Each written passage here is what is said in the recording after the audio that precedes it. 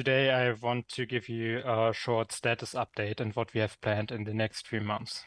So why do we want to run Gerrit on Kubernetes? One big thing for us would be scalability. So we want to be able to scale our Gerrit instances in a horizontal fashion and in an automated way.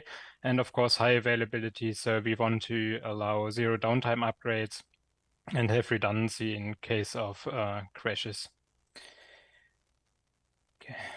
So what do we have in our project so far? There are two Helm charts available, the Gerrit replica Helm chart and the Gerrit Helm chart for primary Gerrit.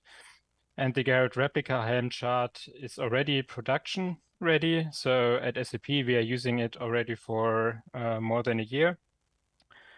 What it provides is a component, a receiver component that can receive replication pushes and also will create and delete projects.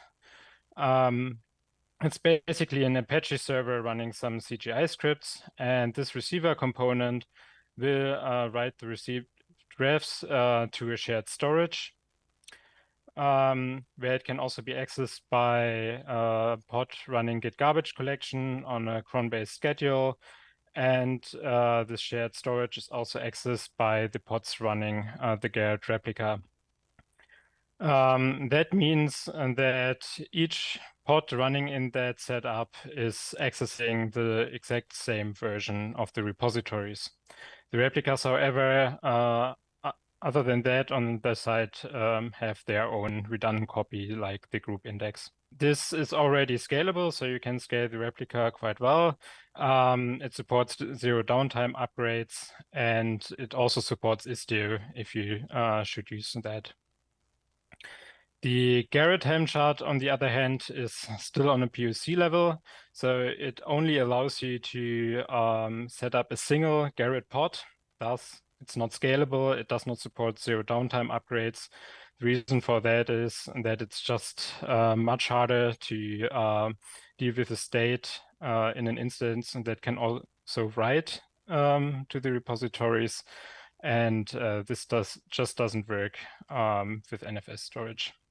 But we want to deal with that in the next few months, and I want to present you quickly what we have planned. So what we want to do is to use the multisite plugin to make the primary Gerrit scalable. But we don't want to only deploy a primary Gerrit in our setup. We want to deploy a Gerrit replica next to it as well. And so that the Gerrit replica can deal with git fetch and git clone requests, which represent most requests sent to Gerrit and also the most computationally expensive. And yeah, we already know that the Gerrit replica scales much better and more easily than the primary Gerrit.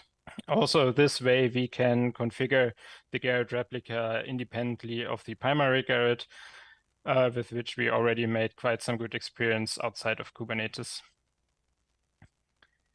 So how does the primary Gerrit then look in the end? So each pod running in a stateful set, managing the Gerrit deployment, will be its own site. So it has a complete redundant site, including all repositories.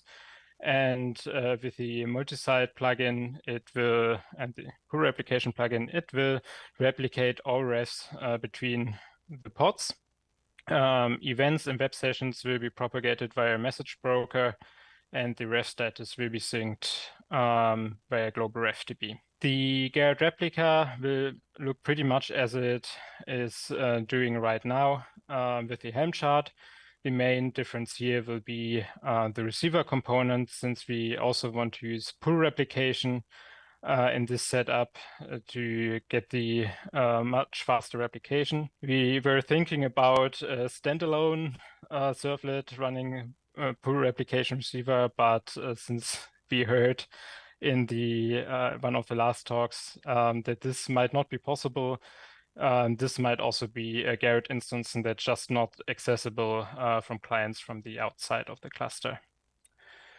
This whole setup will get quite complicated. So what we plan to do is to not use Helm charts anymore to deploy the setup and to manage it, but to use a Gerrit operator.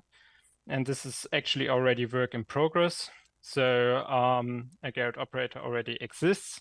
It already allows easy deployment of a Gerrit setup in a cluster. It has built-in Gerrit knowledge, which allows us to do things like enforcing Gerrit configuration that is predetermined by the infrastructure. So the Kubernetes setup requires some configuration in the Gerrit config to be set to a certain value, like the Java home. This will not change if you use the containers provided by the project, and the operator will enforce using those options. We will then also use it to manage updates. So to only restart Gerrit, for example, if the configuration change needs it, or to manage more complicated updates between releases, for example, that require additional steps like reindexing or schema updates.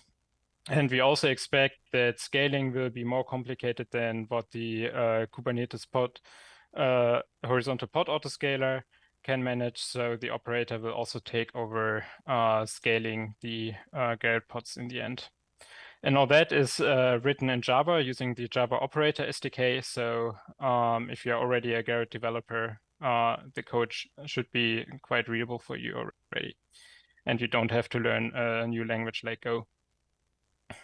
So did all this, and this is unfortunately more or less mostly us at SAP. And we would really like to change that. So if you are interested in deploying Gerrit on Kubernetes as we are, please have a look at the project, think about contributing to it. We are really looking forward for your contributions. Where can you find that project to get started? So the repository is actually hosted on Gerrit Review. It's called K8s Gerrit. And the containers used by the deployment are also published to Docker Hub so that you can get started immediately. Yeah, and with that, I'm done and like to thank you for your attention.